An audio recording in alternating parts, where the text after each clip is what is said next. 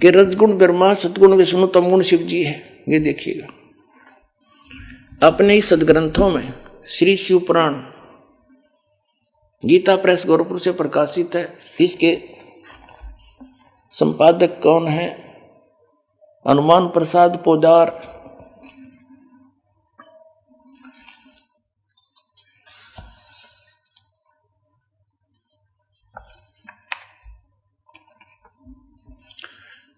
ये संक्षिप्त शिवपुराण रुद्र संहिता और संक्षिप्त शिवपुराण 110 पृष्ठ पर हम पढ़ रहे हैं। गीता प्रेस गोरखपुर से प्रकाशित मोटा टाइप। इस प्रकार ब्रह्मा, विष्णु और रुद्र इन तीन देवताओं में गुण हैं, यानी रजगुण ब्रह्मा, सतगुण विष्णु, तमगुण शिव। परंतु शिव गुणातीत माने गए हैं। वो शिव कौन है? ये इनका पिता है। ये वास्तविक रूप में नहीं आता, किसी कभी ब्रह्मा के रूप में आ जाता, कहीं विष्णु के रूप में। शिव पुराण में ये शिव के रूप में आया, जिस कारण से इसकी महिमा अलग से बनाई। अब इस कंसेप्ट को और क्लियर करते हैं कि इनसे अलग है उनका पिता। एक बार श्री ब्रह्मा जी और श्री विष्णु जी का आपस में झगड़ा हो गया, युद्ध हो गया। किस बात पे? ब्रह्मा जी कहता मैं तेरा पिता, विष्णु जी कहता मैं तेरा बाप। लट्ठम लट्ठा युद्ध हो गया शुरू।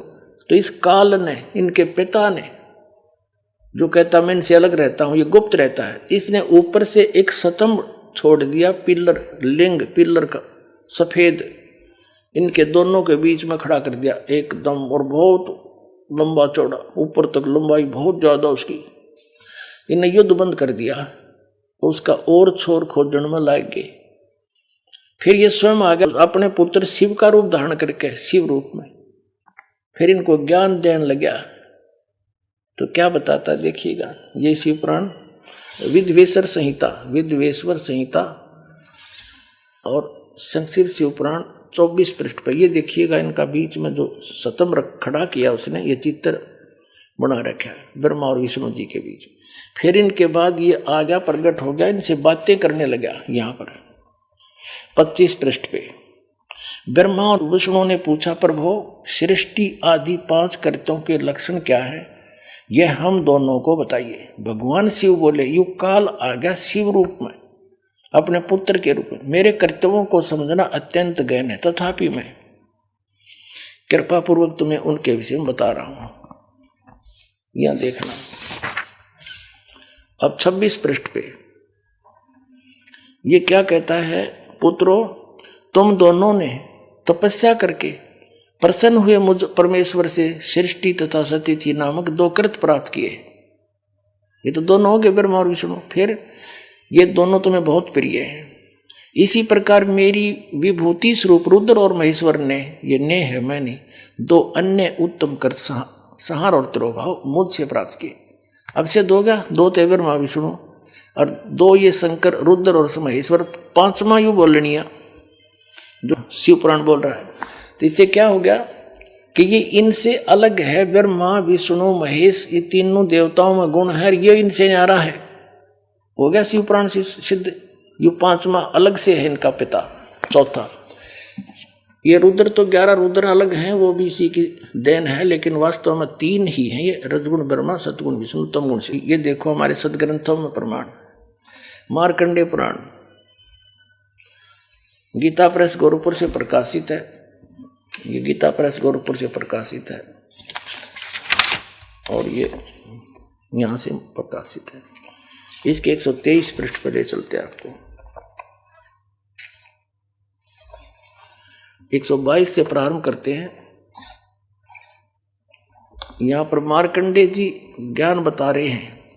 मार्कंडेय जी बोले, मुने, यहां तक हम इसके सामने लेते हैं, यहां पर आते अपने मतलब की बात लेते।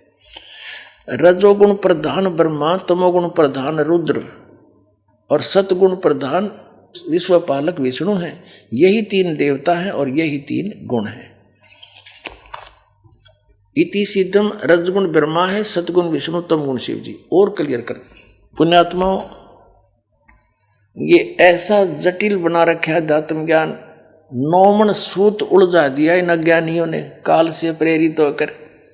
कबीर साहब कहते हैं, एक शेर सूत, कच्चा धागा जो चरखे पर काचा करते हैं, कबीर साहब उसको सुलझा के कपड़ा बना करते थे।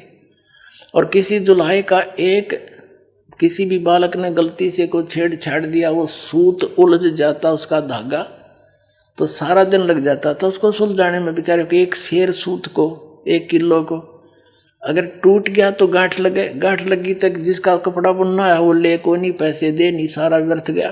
धीरे धीरे सुलझा गांठ भी नहीं पड़े, टूटे भी नहीं और सुलझ भी जाए। तो कबीर साहब कहते हैं उसमें कितना मेहनत और परिश्रम, कितना समय लगता है। इन अज्ञानियों ने काल प्रेरणा से, नकली संतों महंतों आचार्यों और शंकराचार्यों ने, गुरुओं ने अध्यात्म ज्ञान को ऐसा उलझा दिया इस काल प्रेरणा से कि 9 मन सूत उलझिया, ऋषि रहे झकमार, और सतगुरु ऐसा सुलझा दे उलझे ना दूजी बार।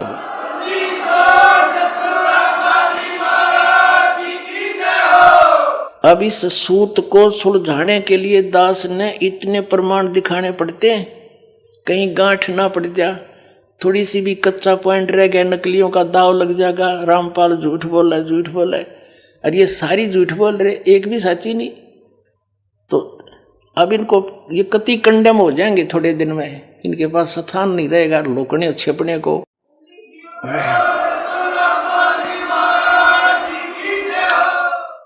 या तो ये संत स्वीकार कर लेंगे कि सचमुच सच्चाई यही है और सबको कह देंगे अपने भक्त अनुयायियों को, इनका भार हल्का होगा। और नहीं तो इनको यहाँ जगह नहीं रहेगी हिंदुस्तान में रहने के लिए। एक दिन ऐसा आ जाएगा, पलायन करना पड़ेगा इनको दूसरे।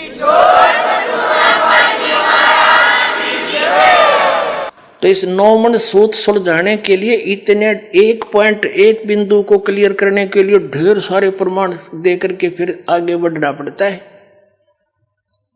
और तभी आज दास सफल हुआ, कबीर परमात्मा की रजा से उसके बच्चों को ज्ञान पहुंचाया। बुद्धिमान समाज सारे प्रमाण देखकर दांतों तले उंगली दबा रहे हैं, हे भगवान कहाँ छुपा था ये अनमोल ज्ञान। और रो रहे हैं गए और समय गए हुए समय को।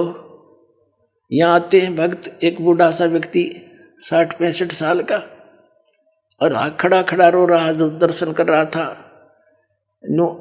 ऐसा उसका दिल कर रहा था जैसे सीने से लगा लूं, और कह रहा था 10-12 वर्ष मुझे क्यों छोड़ दिया अकेला। वो फंसा हुआ था जय गुरुदेव के। नो रोवे मुझे क्यों त्याग दिया था, मुझे क्यों छोड़ दिया, मेरे से क्या गलती बन गई, आज मिले मुझे सही ठिकाना। तो ऐसे रो रही पुण्यात्मा, कोई 30 वर्ष से कोई 20 वर्ष बर्बाद करके उनका क्यों करपेटा भरेगा, सारा जीवन खो दिया। लेकिन पुण्यात्मा घबराइयो ना, यह साधना ऐसी है, थोड़े दिन में रिकवर हो जाएगा सारा आपका पिछला सारा, चिंता मत करना।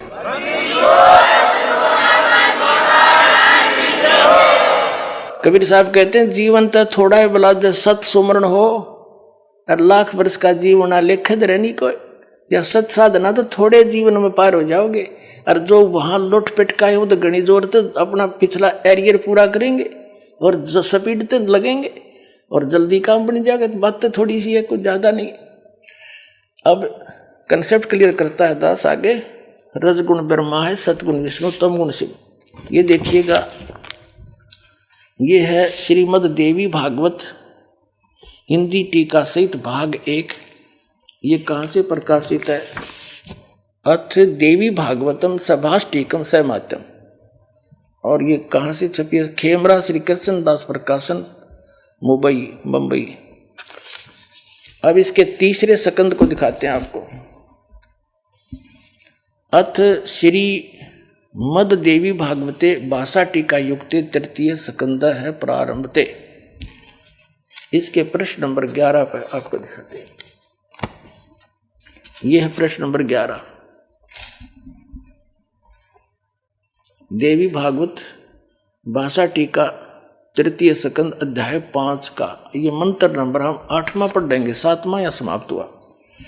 भगवान शिव अपनी माता दुर्गा से प्रार्थना कर रहा है कि हे माता, यदि हमारे ऊपर सदा आप दया युक्त हो तो हमको तमोगुण किस प्रकार प्रदान किया। तमोगुण में ब्रह्मा रजोगुण और हरि यानी विष्णु को सतोगुण युक्त किए, किस प्रकार युक्त किए।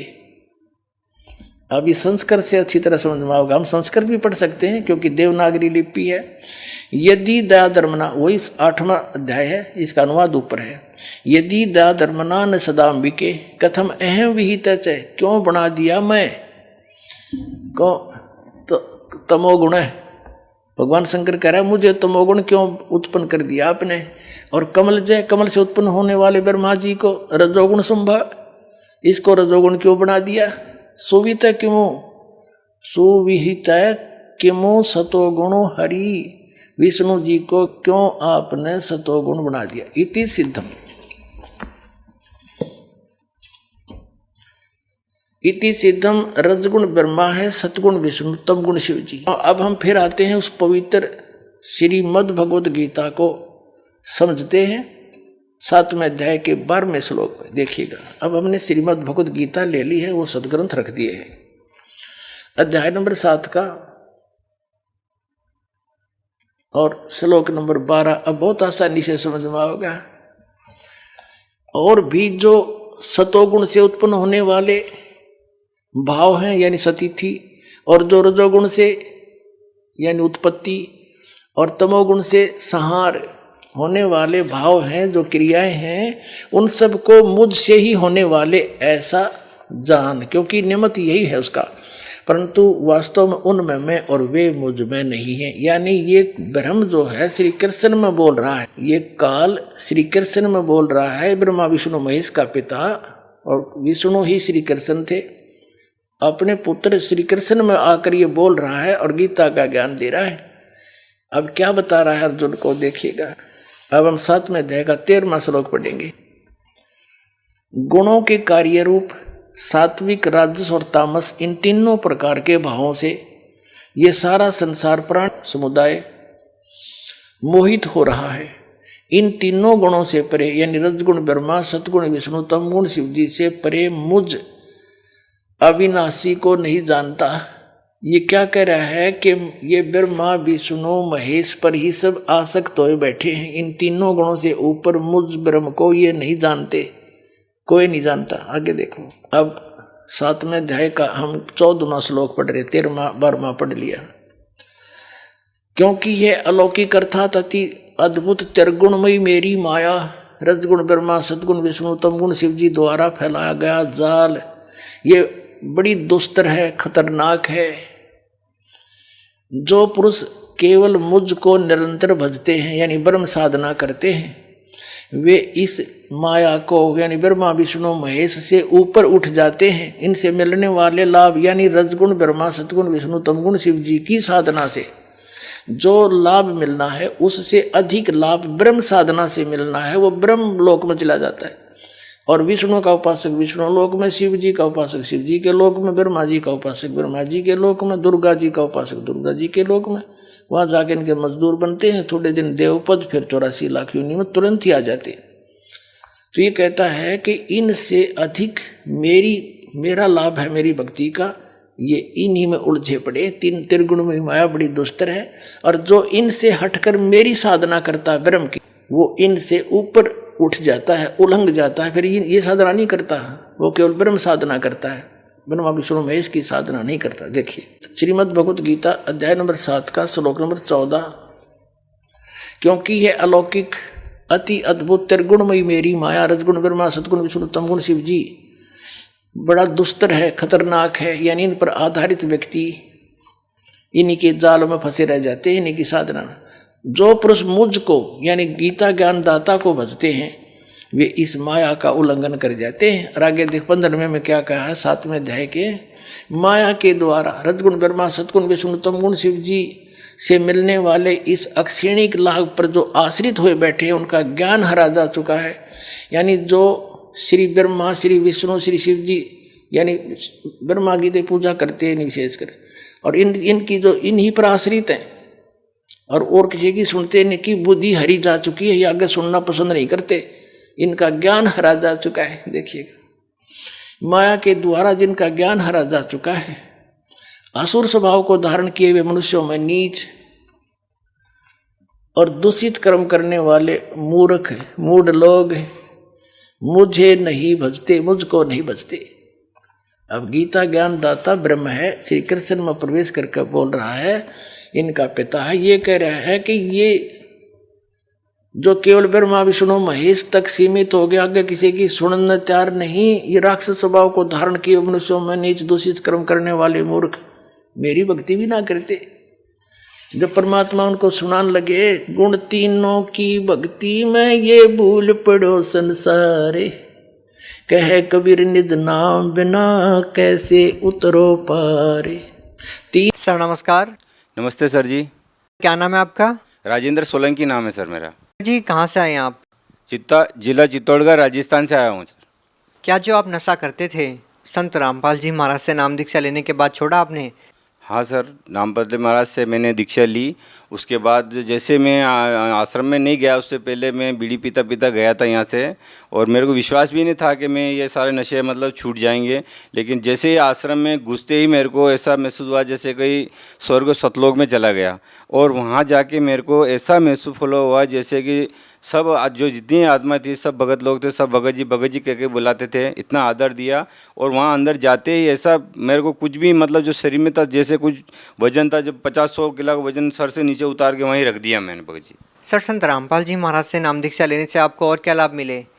भगत जी मेरे को सबसे बड़ा एक तो ये लाभ हुआ, जो मेरा घर का जो क्लेश था, जो रोज़ में दारू पी के अपनी पत्नी से झगड़ा हुआ करता था, एक तो ये ख़त्म हो गया। दूसरा ये हुआ सर जी, मैं हिंदुस्तान जिंक में जब मैं काम करता था तो वहाँ पे मैं 10 साल से मैंने कमरे के भी लेने की मेरी औकात नहीं बनी थी सर। लेकिन बाद में परमात्मा संत रामपाल जी महाराज की ऐसी दया हुई, जो मेरे को 2 साल हुए थे नाम लिए ने सर जी, तो संत रामपाल जी महाराज ने मेरे को 10 लाख का एक बड़ा सा घर बनवा के मतलब दिलवा दिया। इतनी मेरी हैसियत बना दी भाई सर जी। सर जी एक सबसे बड़ी ये भी एक बीमारी थी मेरी, जो जिसको एलर्जी बोला करते हैं सर। ये चित्तौड़गढ़ से जो बनाया हुआ है अपना, तो इसलिए ये अपने डॉक्टर अनीश जैन के यहाँ मैंने चेकअप करवाया था। उन्हें ये सोनोग्राफी करवा के दी थी। उन्हें बोला था कि आप 10 करोड़ रुपए भी खर्च कर दोगे, इस बीमारी का कोई इलाज नहीं है। आपका इसका इलाज है कि नाक पर पट्टी बांध के रखो और आप धूल मिट्टी से दूर रहो। और मैंने संत रामपाल जी महाराज को बस नाम लिया और दंडवत किया, और ये बीमारी मेरी ख़त्म हो गई। सर और क्या लाभ मिले? सर ये तो शारीरिक लाभ तो ये हो गया, और जो धंधा नहीं चलता था तो आज परमात्मा की दया से अच्छा खासा धंधा हो गया है। जो पैसे के लिए 1-1 रुपये के लिए हम मोहताज थे, घूमते फिरते थे, आज मेरा अच्छा धंधा हो गया। मैं किसी के मतलब आश्रय नहीं हूँ, मैं परमात्मा की इतनी रजा हो गई है, जो मैं अपना परिवार का आराम से घर चला रहा हूँ सर। सर धन्यवाद। सत साहिब।